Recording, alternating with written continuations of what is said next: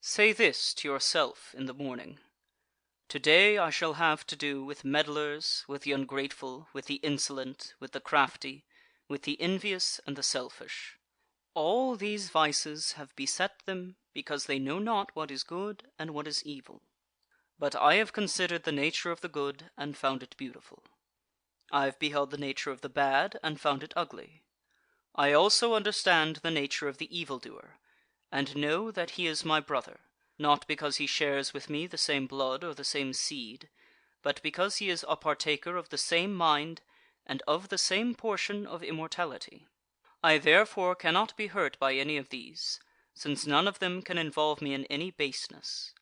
I cannot be angry with my brother, or sever myself from him, for we are made by nature for mutual assistance, like the feet, the hands, the eyelids, the upper and lower rows of teeth. It is against nature for men to oppose each other, and what else is anger and aversion? All that I am is either flesh, breath, or the ruling part. Cast your books from you. Distract yourself no more, for you have not the right to do so.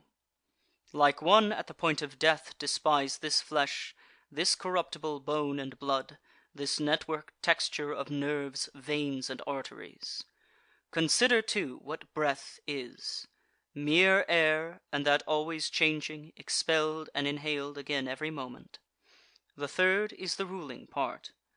As to this take heed, now that you are old, that it remain no longer in servitude, that it be no more dragged hither and thither like a puppet by every selfish impulse. Repine no more at what fate now sends, nor dread what may befall you hereafter. Whatever the gods ordain is full of wise forethought. The workings of chance are not apart from nature, and not without connection and intertexture with the designs of Providence. Providence is the source of all things, and, besides, there is necessity, and the utility of the universe, of which you are a part. For to every part of a being that is good which springs from the nature of the whole, and tends to its preservation. Now the order of nature is preserved in the changes of the elements, just as it is in the changes of things that are compound. Let this suffice you, and be your creed unchangeable. Put from you the thirst of books, that you may not die murmuring, but meekly, and with true and heartfelt gratitude to the gods. Think of your long procrastination, and of the many opportunities given you by the gods, but left unused. Surely it is high time to understand the universe of which you are a part, and the ruler of that universe, of whom you are an emanation; that a limit is set to your days, which, if you use them not for your enlightenment, will depart, as you yourself will, and return no more. Hourly and earnestly strive, as a Roman and a man, to do what falls to your hand with perfect unaffected dignity, with kindliness, freedom, and justice, and free your soul from every other imagination. This you will accomplish if you perform each action as if it were your last, without wilfulness, or any passionate aversion to what reason approves, without hypocrisy or selfishness, or discontent with the decrees of Providence. You see how few things it is necessary to master, in order that a man may live a smooth-flowing, God-fearing life.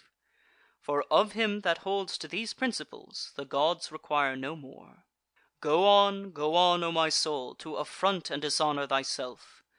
The time that remains to honour thyself will not be long. Short is the life of every man, and thine is almost spent not honouring thyself, but seeking thy happiness in the souls of other men. Cares from without distract you. Take leisure, then, to add some good thing to your knowledge. Have done with vacillation, and avoid the other error. For triflers, too, are they who, by their activities, weary themselves in life, and have no settled aim to which they may direct, once and for all, their every desire and project. Seldom are any found unhappy from not observing what is in the minds of others. But such as observe not well the stirrings of their own souls must of necessity be unhappy. Remember always what the nature of the universe is, what your own nature is, and how these are related, the one to the other. Remember what part your qualities are of the qualities of the whole, and that no man can prevent you from speaking and acting always in accordance with that nature of which you are a part. In comparing crimes together, as, according to the common idea, they may be compared, Theophrastus makes the true philosophical distinction, that those committed from motives of pleasure are more heinous than those which are due to passion. For he who is a prey to passion is clearly turned away from reason by some spasm and convulsion that takes him unawares. But he who sins from desire is conquered by pleasure, and so seems more incontinent and more effeminate in his vice.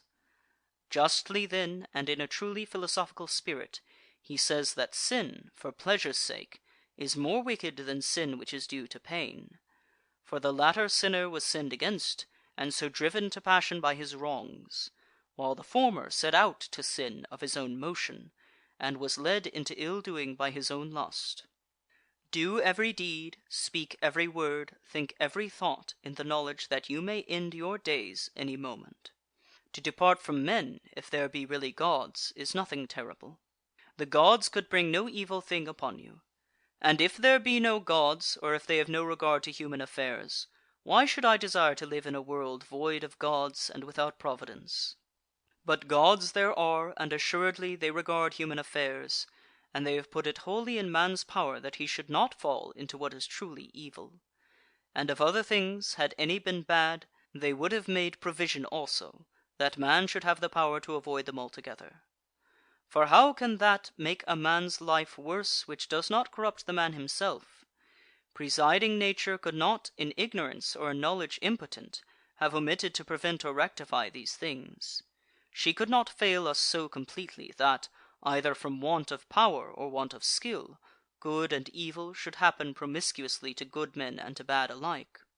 Now death and life, glory and reproach, pain and pleasure, riches and poverty, all these happen equally to the good and to the bad. But as they are neither honourable nor shameful, they are therefore neither good nor evil. It is the office of our rational power to apprehend how swiftly all things vanish, how the corporeal forms are swallowed up in the material world, and the memory of them in the tide of ages. Such are all the things of sense, especially those which ensnare us with pleasure, or terrify us with pain, or those things which vanity trumpets in our ears. How mean, how despicable, how sordid, how perishable, how dead are they! What are they whose opinions and whose voices bestow renown? What is it to die? Your mind can tell you that, did a man think of it alone, and by close consideration strip it of its ghastly trappings, he would no longer deem it anything but a work of nature. To dread a work of nature is a childish thing, and this is, indeed, not only nature's work, but beneficial to her. Your reason tells you how man reaches God, and through what part, and what is the state of that part, when he has attained unto him. Nothing, says the poet, is more miserable than to range over all things, to spy into the depths of the earth, and search by conjecture into the souls of those around us, yet not to perceive that it is enough for a man to devote himself to that divinity which is within him, and to pay it genuine worship. And this worship consists in keeping it pure from every passion and folly, and from repining at anything done by gods or men. The work of the gods is to be reverenced for its excellence. The works of men should be dear for the sake of the bond of kinship, or pitied, as we must pity them sometimes, for their lack of the knowledge of good and evil. And men are not less maimed by this defect than by their want of power to know white from black. Though you should live 3,000 years, or as many myriads, yet remember that no man loses any other life than that which now lives, nor lives any other than that which he is now losing. The longest and the shortest lives come to one effect. The present moment is the same for all men, and their loss therefore is equal, for it is clear that what they lose in death is but a fleeting instant of time. No man can lose either the past or the future, for how can a man be deprived of what he has not? These two things then are to be remembered.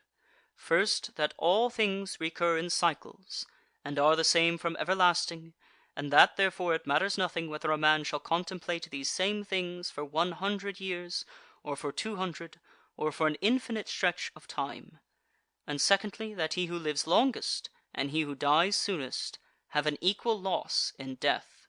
The present moment is all of which either is deprived, since that is all he has. No man can be robbed of that which he has not. Beyond opinion there is nothing. The objections to the saying of Monimus the Cynic are obvious, but obvious also is the utility of what he said, if one accept his pleasantry as far as truth will warrant it. Man's soul dishonours itself, firstly and chiefly, when it does all it can to become an excrescence, and as it were an abscess on the universe. To fret against any particular event is to revolt against the general law of nature, which comprehends the order of all events whatsoever.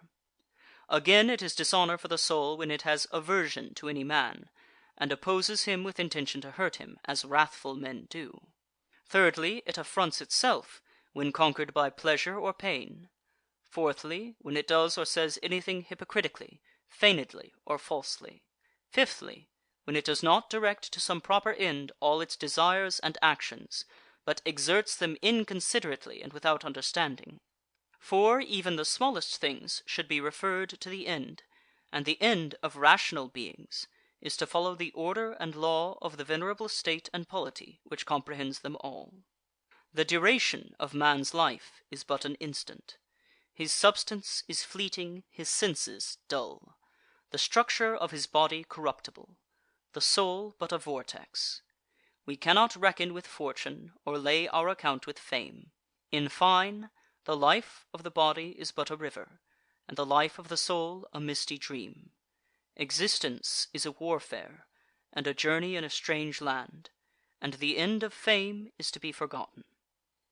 What then avails to guide us? One thing, and one alone: philosophy. And this consists in keeping the divinity within inviolate and intact, victorious over pain and pleasure, free from temerity, free from falsehood, free from hypocrisy, independent of what others do or fail to do, submissive to hap and lot, which come from the same source as we, and above all with equanimity awaiting death, as nothing else than a resolution of the elements of which every being compounded. And if in their successive interchanges no harm befall the elements, why should one suspect any in the change and dissolution of the whole? It is natural, and nothing natural can be evil.